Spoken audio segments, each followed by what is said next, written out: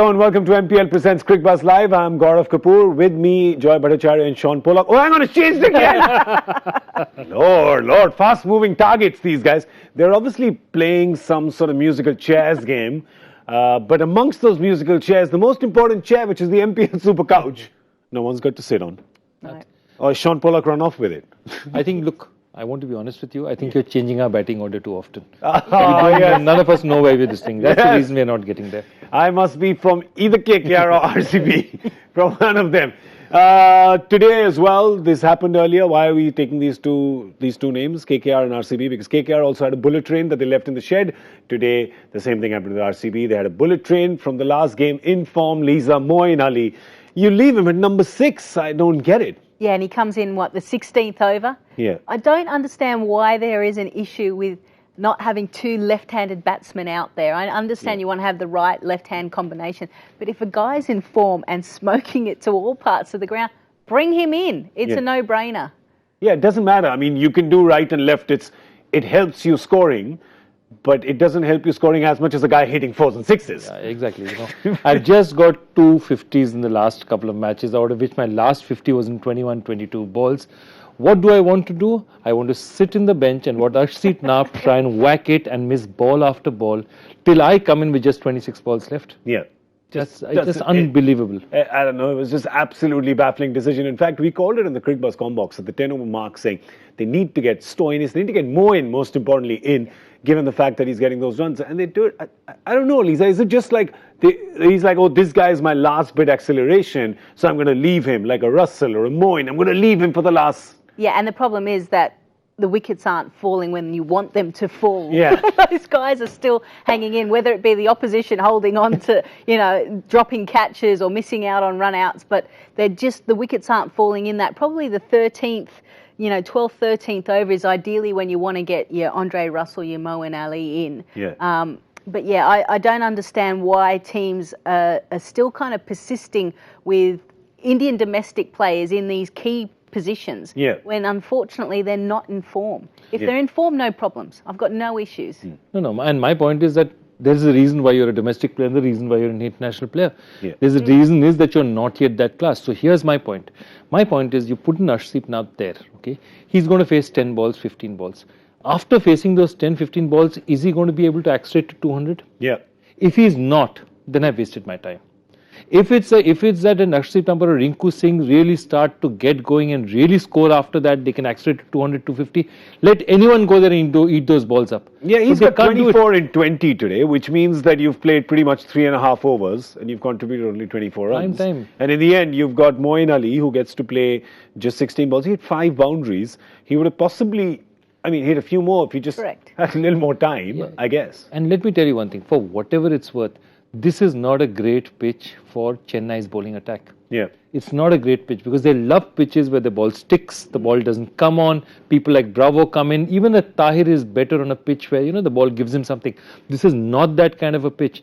This is a pitch where they're a very, very mediocre bowling side. They didn't have bowling options. Yeah, they Kedar Jadhav has not bowled. Yep. Okay. This guy has not bowled. Suresh Raina has not bowled in the longest time. So they came in with 5 bowlers. You could have given one of these bowlers, a really hard time. Yeah. And Dhoni would have wondered what to do. They're a very, very average bowling side for a quick, fast, small ground like this. Yeah. And you see something. I was just going to say, because obviously looking at all of the bowling list, Shardul Thakur, he went for 40. Yeah. But on that pitch, when everyone was guessing numbers of 200 something, that's average, that's par. Yeah. You need to actually highlight someone and go hard. The problem is Chennai Super Kings got away with it because RCB have lost their confidence from a batting perspective. They rely too heavily on 2 guys and they just didn't fire today. Yeah, and if you told Mahendra Singh Dhoni saying RCB batting, Chinnaswamy, 161, he'd grab it with both hands, both legs and say happy birthday to me, right? Absolutely. Wrapped up in a gift for him, Yeah, it is. Red ribbon. Yeah, red ribbon. You're looking, yellow ribbon, red ribbon, one of them. Oh, yeah. One of them. One of them, a yellow ribbon perhaps. But they're looking at this and he's looking at his batsmen now and saying, all right, a lot of you have not really lit up the IPL. Faf, of course, has been doing well. He's looking at Shane Watson. He's looking at Amati Raidu. He's looking at some of these players and saying, all right, guys, this is not imposing. Take your time. which they do anyway. That goes without but saying. just get this done, get it across the line, and if one of you wants to be slightly flamboyant, you can do it. This is the pitch to do it. Yeah, see, they are not the kind of guys. Like what I like about SRH is if they have their, if they have your foot on your throat, they push it in. They don't allow you to get up again. Yeah. Chennai will still keep it there, but they won't put the pressure too much. They'll allow it to keep going and keep going. It's almost like it's a slow knife. They're just playing with you. Yeah. Cat and mouse games. Dhoni's just playing with your head. You can win. Sorry. Game's ours again. No, you can't. You bring it back. Let's look at the batting lineup for the Chennai Super Kings. Not a very big total. They have, of course, Shane Watson, who's not been getting runs. Today, well, Lisa, Shane Watson would look at that pitch, he'd look at that ground, and he's saying, if there's one time when I can calmly hit myself out of a bad patch, it's today. Absolutely. And you could see, especially with RCB's top order, there were some shots there where they played on the up.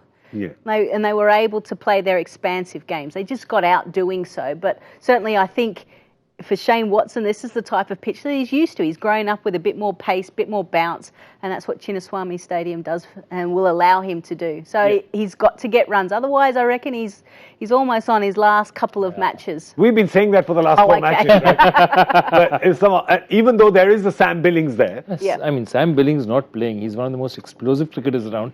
Gun fielder. He's probably the best fielder in the world at this point. Yeah. And he's not playing. Yes. So the interesting part about it is, given all these circumstances, you have a situation where, there's dew as well. So that means all the bowlers are not going to be able to grip the ball at all. So that will be very interesting. I mean, basically, if in the first 6 overs, these guys don't take 2 or 3 wickets, RCB will have to, there's no way they'll contain. You can automatically, with no disrespect to Suresh Raina, because he captained just the way, he's barely got chances to captain CSK. But when Dhoni comes in and him as captain on the field, you can just tell the game changes. Yeah.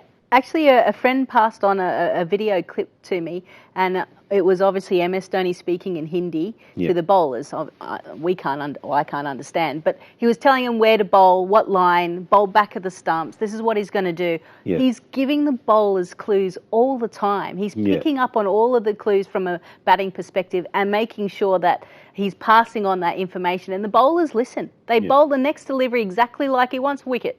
Or a dot ball or something. So he's just a master of it. Yeah, I think there was one where he was telling I've forgotten which bowler it was, telling one bowler to bowl there, and the bowler was not happy with that field and not wanting to bowl there. And he went from behind saying, I have played 301 days. This 301 days, won a World Cup for the country, won a T20 World Cups. Yeah, T20 World Cup. I know, he knows what he's talking about. You can see it it looks a different unit, and that's what a good leader can do. Can really galvanize the side in the field. All right, let's look at RCB as well. Look at the bowling options that Virat Kohli has, because you may say it's a low total, but at least they've got it on the board, and now he has to get his bowlers to defend it best he can.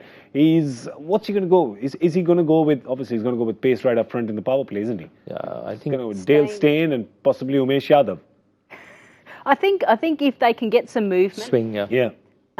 With those conditions, Steyn, even Saini and Umesh Yadav, if they can crack the first 2 or 3 overs and pick up a couple of wickets, then they'll think they're in with a chance. But the power play, as we always say, is so crucial. If you can jag a few wickets, I think they've got to put the seam bolt upright. This is where Sean Pollock should probably be talking about seam positioning.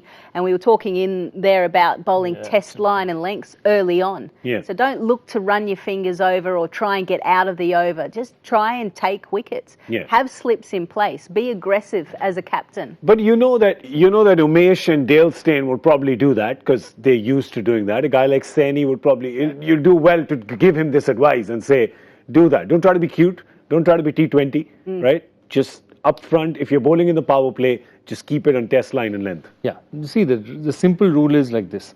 Given the game, given the fact that there's dew, that means your spinners can't come on, there's a 8 in 10 chance of Chennai winning. Yeah. So if I have to beat Chennai, I can't do the expected. The expected would be just bowling the same way as we're bowling. So all the best I can do is attack.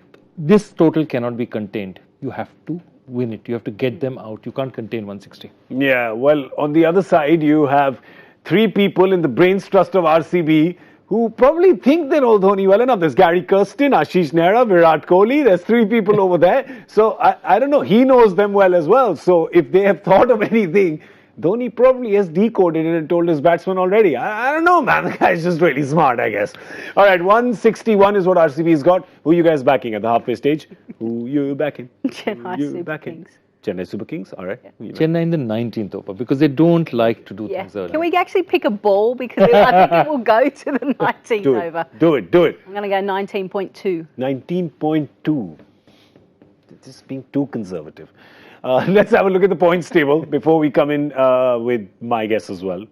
I'm thinking about it. So there you go. Chennai, I mean, one more and Chennai qualify with 4 games to spare. and one more and Bangalore are out. I mean, technically, but Mathematically. mathematically.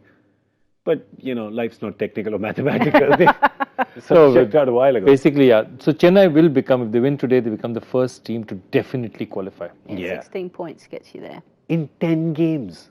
Yep. It's good work. It's good run rate. Dad's Army, they were I was calling about this. to Huh? say- But no, their run rate here is better than their normal run rate while chasing. Yeah, let's pull it up again because we want to see the net run rates as well. We didn't have a look after the Hyderabad game of what happened. Look at that, plus 7.3.